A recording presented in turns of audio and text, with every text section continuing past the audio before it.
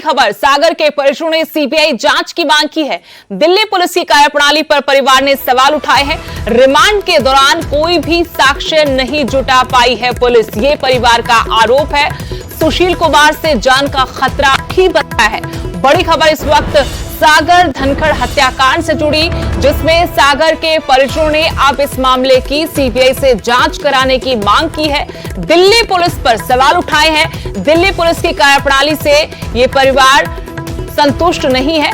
आरोप की रिमांड के दौरान भी पुलिस साक्ष्य सबूत नहीं जुटा पाई है और साथ ही इस परिवार ने सुशील कुमार से भी जान का खतरा बताया है। पहलवान सागर धनखड़ की हत्या के आरोप में सुशील कुमार को उसके साथियों के साथ गिरफ्तार किया है।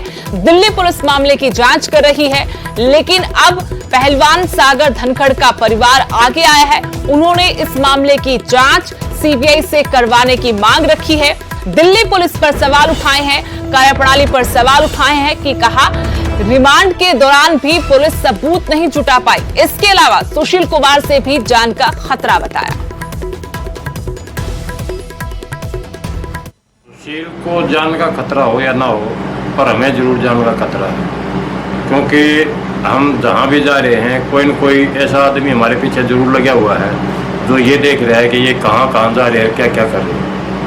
और रही दिल्ली पुलिस की बात, दिल्ली पुलिस पे जीजाजी हमारे दिल्ली पुलिस में थे और हमें यकीन था कि दिल्ली पुलिस हमारे साथ न्याय करेगी, मगर दिल्ली पुलिस ने एक तरफा कार्रवाई करते हुए सारे सबूत, कोई भी सबूत उसके हाथ में लगा है। और दिल्ली पुलिस क्या मतलब अपना नरेंद्र मोदी व अमित शाह जी से रिक्वेस्ट करेंगे और उनके वहाँ जाएंगे कि भाई इसको सीबीआई को सौंपा जाए।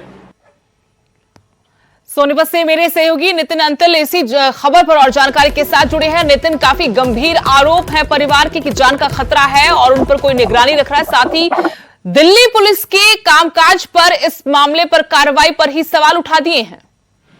जी बिल्कुल, जिस तरह से सागर धनखड़ का जो परिवार है, जिस तरह से कार्रवाई कर रही थी दिल्ली पुलिस, सुशील कुमार को भी गिरफ्तार कर लिया गया था और उसके बाद उसके साथियों को भी गिरफ्तार कर लिया था और कहीं ना कहीं वो संतुष्ट नजर आ रहे थे।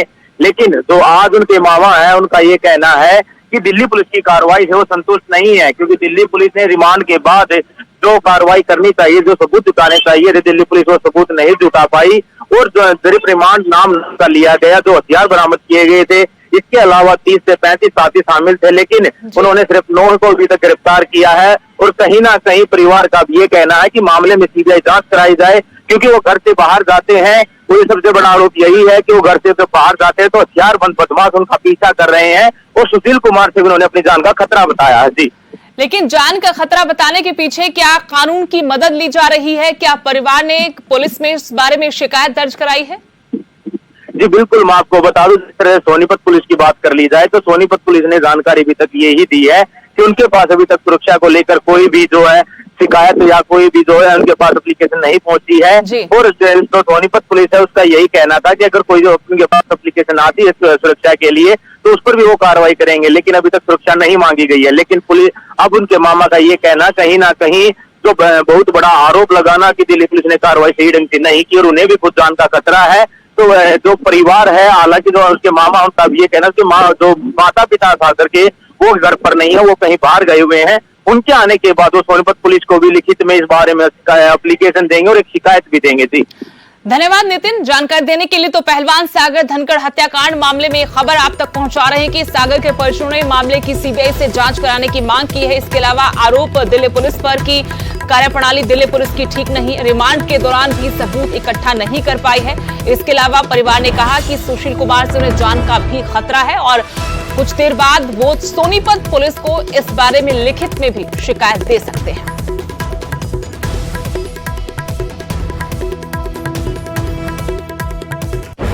उधर मुख्यमंत्री मनोहर लाल ने प्रेस कॉन्फ्रेंस कर बड़ी घोषणा की। सीएम ने पंचकुला डेवलपमेंट अथॉरिटी बनाने का ऐलान किया। चंडीगढ़ और मोहाली की तर्ज पर पंचकुला का विकास होगा। जल्द ही ऐसी योजना हिसार, करनाल और रोहतक के लिए भी लाई जाएगी। मनोहर लाल ने कहा कि पंचकुला में सड़कों का जाल बिछेगा। एयरपोर्ट के साथ पंचकुला को जोड़ा जाएगा। साथ ही एयर टैक्सी की भी व्यवस्था होगी। पंचकुला को औद्योगिक, शिक्षा और पर्यटन का हब बनाया जाएगा। पर्यटन के लिहाज से मोरडी में सड़कों को चौड़ा किया जाएगा।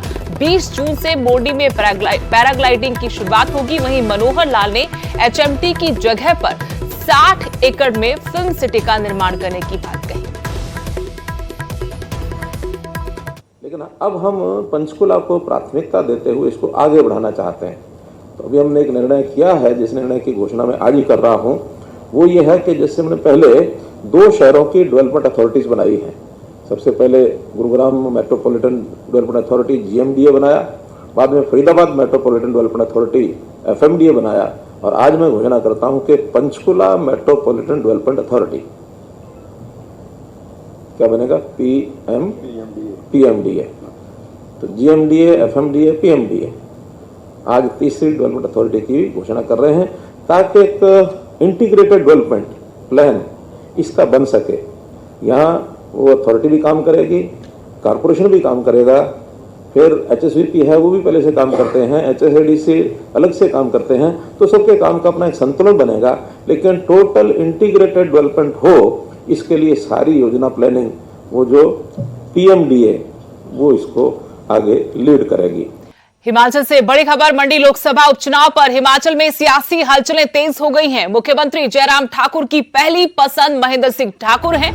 सूत्रों के हवाले से बड़ी जानकारी, संगठन के शीर्ष नेताओं के साथ बैठक में भी महेंद्र सिंह ठाकुर के नाम की पैरवी की गई है। हिमाचल सरकार में कैबिनेट मंत्री भी महेंद्र सिंह ठाकुर हैं। केंद्रीय नेतृत्व हालांकि आखिरी फैसला लेगा, लेकिन मुख्यमंत्री की तरफ से ये पैरवी जरूर की गई है कि इस उपचुनाव में महेंद्र सिंह ठाकुर को उतारा जाए हिमाचल सरकार में, क्योंकि वो कैबिनेट मंत्री भी हैं और केंद्रीय नेतृत्व इस पर आखिरी फैसला लेगा। रामस्वरूप शर्मा के निधन के बाद मंडी सीट खाली हुई है, इस सीट पर उपचुनाव होना है। इसके मद्देनजर सियासी हलचलें बढ़ गई हैं। दिल्ली दौरे पर मुख्यमंत्री थे, उसके बाद सूत्र ये बड़ी खबर बता रहे कि जयराम ठाकुर की पहली पसंद महेंद्र सिंह ठाकुर है। अभी तो हमारे ध्यान में आया नहीं ये विषय, आपके ध्यान से आया विषय? सुब्रमण्यम स्वामी ने जो है पत्र लिखा है राज्यपाल, लेकिन मंशा क्या है सर सरकार? लेकिन अभी तक इन सारी चीजों को लेकर के कोई बड़ी इस प्रकार की मंशा नहीं है। मैंने कहा कि अभी तक इस तरह की हमको जानकारी भी नहीं आई है कि भी बदलने के लिए आखिर कोई। तो मंडी लोकसभा उपचुनाव, उससे पहले प्रदेश में सियासी हलचलें बढ़ गई हैं। मुख्यमंत्री जयराम ठाकुर दिल्ली दौरे से लौटे हैं, लेकिन इस बीच सूत्र ये जानकारी दे रहे हैं कि मंडी उपचुनाव के लिए पार्टी की तरफ से महेंद्र सिंह ठाकुर मुख्यमंत्री की पसंद है। उनकी पैरवी भी संगठन के शीर्ष नेताओं के सामने उन्होंने की है। हिमाचल सरकार में कैबिनेट मंत्री हैं महेंद्र सिंह ठाकुर, हालांकि आखिरी फैसला आलाकमान लेगा।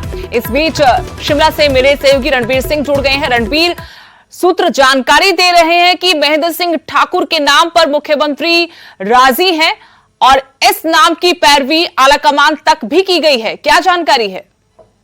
जी हाँ, देखिए इसको लेकर आज मुख्यमंत्री से भी पूछा गया था। मुख्यमंत्री जो है थोड़ी देर पहले ही शिमला पहुंचे, हालांकि उन्होंने इन सारी बातों को से इनकार किया है। उन्होंने ये कहा है कि पार्टी में जो है बहुत सारे नाम आते हैं, हर विषय पर जो है चर्चा की जाती है, उसके बाद मंथन किया जाता है, उसके बाद ही ये तय हो पाएगा कि आखिर वहां से जो है कौन कैंडिडेट होगा। लेकिन जो सूत्र जिस तरह से जानकारी दे रहे हैं, जिस तरह से सक्रियता देखी जा रही है महेंद्र सिंह ठाकुर की, चाहे वो लाहौल स्पीति से लेकर अपना मंडी जिले में हो, कुछ अन्य जिलों की बात करें जहां पर जो है वो लगातार समीक्षा कर रहे हैं, कार्यकर्ताओं के साथ जुड़ाव है। इस लिहाज से ये कहा जा रहा है कि महेंद्र सिंह जो है एक कैंडिडेट हो सकते हैं। मुख्यमंत्री की पसंद इसलिए हो सकती है क्योंकि उन्हें लगता है कि ये एक विनिंग कैंडिडेट भी है और यहाँ पर जो है बिल्कुल साथ जो है मुख्यमंत्री के साथ चलते हैं, मंडी जिले से है। हालांकि जिस विधानसभा क्षेत्र से महेंद्र सिंह ठाकुर आते हैं वो हमीरपुर कॉन्स्टिट्यूंसी से आता है, लेकिन जिला जो है मंडी पड़ता है। तो ऐसे में ये कयास लगाए जा रहे थे। फिलहाल इन पर जो है विराम मुख्यमंत्री ने फिलहाल के लिए लगाया है, लेकिन यहाँ पर माथा पच्ची जरूर है कि लेकिन रणबीर के पास भी कौन कौन से नाम है जो भी रेस में माने जा रहे हैं, जिनके ऊपर अटकलें लगाई जा रही हैं कि ये बीजेपी का मंडी उपचुनाव में चेहरा हो सकते हैं? देखिए इसमें जो है 4-5 लोगों के नाम जो है प्रमुख तौर पर आ रहे हैं, लेकिन जीत कौन दिला पाएगा, इसको लेकर फिलहाल सरकार के पास अभी कोई जवाब नहीं है। भाजपा के पास संगठन भी मंथन कर रहा है। इसमें एक बड़ा नाम जो पूर्व में सांसद रहे हैं महेश्वर सिंह का है, दूसरा बड़ा नाम ब्रिगेडियर खुशहाल ठाकुर का है। ये भी चर्चा है कि जो वर्तमान में शिक्षा मंत्री है गोविंद सिंह ठाकुर, उनका नाम भी चर्चा में है। महेंद्र सिंह ठाकुर का नाम है। तो कुल मिलाकर चर्चाएं जो है इन 4-5 नामों के ऊपर है। लेकिन हाँ, जिस तरह से हम ये देख सकते हैं कि भाजपा में ये मुमकिन है कि वो कोई नया चेहरा भी दे सकते हैं, इस संभावना से भी इनकार नहीं किया जा सकता है। लेकिन फिलहाल यहाँ पर ये देखा जा रहा है कि कौन सा ऐसा कैंडिडेट है जिसका अपना भी रुतबा हो, जो अपने दम पर भी जीत दिलाने का मादा रखता हो। इस पर जो है चिंतन मनन अभी चल रहा है। जी सुदेश। धन्यवाद रणवीर जानकारी देने के लिए। तो मंडी लोकसभा उपचुनाव से पहले सियासी हलचलें हिमाचल में तेज होती हुई दिल्ली दौरे से लौटे हैं मुख्यमंत्री जयराम ठाकुर, लेकिन सूत्र ये जानकारी दे रहे हैं कि इस उपचुनाव के लिए महेंद्र सिंह ठाकुर मुख्यमंत्री की पहली पसंद है। इस बारे में पार्टी के शीर्ष नेतृत्व को भी वो अवगत करवा चुके हैं, वहां पर पैरवी की गई है। लेकिन कई नामों पर फिलहाल अटकलें जारी हैं और फिलहाल जब बात की गई मुख्यमंत्री से तो इस सवाल के जवाब में कहा कि आलाकमान को फैसला करना है। रामस्वरूप शर्मा के निधन से मंडी सीट खाली हुई जिस पर उपचुनाव होना है।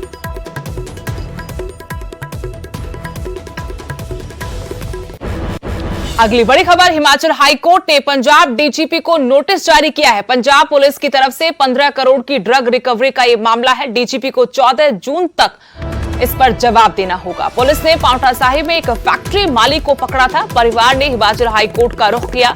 पुलिस पर ड्रग्स केस में फंसाने का आरोप लगाया है। कहा, हमारे पास मेडिसिन बनाने के सभी दस्तावेज हैं। ये पीड़ित परिवार की तरफ से हवाला दिया गया। हिमाचल सरकार ने मेडिसिन का लाइसेंस दिया है और इस मामले में पंजाब पुलिस ने ड्रग्स का मामला बनाकर गिरफ्तारी की है। इसी मामले में परिवार ने हाईकोर्ट का रुख किया था। हिमाचल हाईकोर्ट ने अब पंजाब के डीजीपी को नोटिस जारी कर इस मामले में जवाब देने को कहा है। 15 करोड़ की ड्रग रिकवरी का मामला और डीजीपी को 14 जून तक इस पर जवाब देना होगा। पुलिस ने पांवटा साहिब में एक फैक्ट्री मालिक को पकड़ा था। परिवार ने अब हिमाचल हाईकोर्ट का रुख किया तो वहां से ये फरमान नोटिस जारी हुआ है पंजाब के डीजीपी को। आरोप पीड़ित परिवार का कि पुलिस पर ड्रग केस पर फंसाने का आरोप लगा है। उनकी तरफ से कहा गया कि हमारे पास मेडिसिन बनाने के सभी दस्तावेज हैं। हिमाचल सरकार ने ही ये लाइसेंस दिया था और पंजाब पुलिस ने फैक्ट्री मालिक को ड्रग्स मामले में फंसाया है। वहां पे कम से कम 15-20 लाख का और भी ऐसा सामान बन रहा था, क्योंकि आपको पता है मैन्युफैक्चरिंग ये प्रोहिबिटेड ड्रग है, इसके लिए लाइसेंस लेना पड़ता है। इस कंपनी के पास, प्रोप्राइटरशिप फर्म के पास, यूनिक फॉर्मुलेशन इसका नाम है, इसके पास 25 ड्रग्स बनाने का और मैन्युफैक्चर करने और फर्दर बेचने का लाइसेंस था। जो ड्रग कंट्रोलर जिसने लाइसेंस इशू करा था 4/6/2020 को, वो भी मौके पे पहुंच गया था, लेकिन पंजाब पुलिस के जो अफसर थे उन्होंने उसको भी भगा दिया। एक उनकी ड्रग इंस्पेक्टर थी, वो भी साथ में थी, किसी की कोई नहीं सुनी गई। जो भी वहां पे प्रोडक्ट थे, इनका कंसर्न तो सिर्फ मानसी मेडिकोस था, लेकिन उन्होंने सारा माल जो बना हुआ था, इवन सेमी प्रोडक्ट्स, वहां पे लैपटॉप जो कुछ था, दे रैंसैक्ड एवरीथिंग, सारा कुछ उठा के लेके वो वहां पे उसको केस प्रॉपर्टी दिखा दिया। ये दिखा दिया कि इलीगल है। हमारे पास कोई और चारा नहीं था। अर्पिता जी की तरफ से हमने शिमला हाईकोर्ट पर रिट फाइल करी कि article 19(1)(g) and 21 guarantees to run a legal operation. हमारे वहां पे कुछ भी ऐसा गलत नहीं हो रहा था। उसके बावजूद भी पंजाब पुलिस हमारे पास आके हमने मेडिकल्स डाली, उठा के सारा कुछ ले गई, बंदे को अरेस्ट कर ली। उसके बाद बाकी सब परिवार वालों को, दोस्तों को भी दर्ज कर दी, वारंट इशू कर दी है। ये पटियाला से बड़ी खबर, जहां पुलिस प्रदर्शनकारियों के बीच में झड़प हुई। बेरोजगार अध्यापकों के साथ पुलिस की धक्का मुक्की हुई। सीएम आवास का घेराव करने ये बेरोजगार अध्यापक जा रहे थे। पुलिस ने प्रदर्शनकारियों को हिरासत में लिया। लंबे वक्त से नौकरी की मांग ये बेरोजगार अध्यापक कर रहे हैं। लगातार इनका प्रदर्शन जारी है, लेकिन हर बार जब भी ये मुख्यमंत्री के आवास की तरफ कूच करने की कोशिश करते हैं, वहां पहले से मौजूद पुलिसकर्मी उनको पीछे धकेलने में कामयाब रहते हैं। एक बार फिर से आज पटियाला में बेरोजगार अध्यापकों ने प्रदर्शन किया। अध्यापकों के साथ पुलिस की धक्का मुक्की हुई। तस्वीरें आपको दिखा रहे हैं। सीएम आवास का घेराव करने की कोशिश ये बेरोजगार अध्यापक कर रहे थे। पुलिस ने प्रदर्शनकारियों को हिरासत में भी लिया। आपको बता दें कि लंबे वक्त से नौकरी की मांग को लेकर ये प्रदर्शन कर रहे हैं।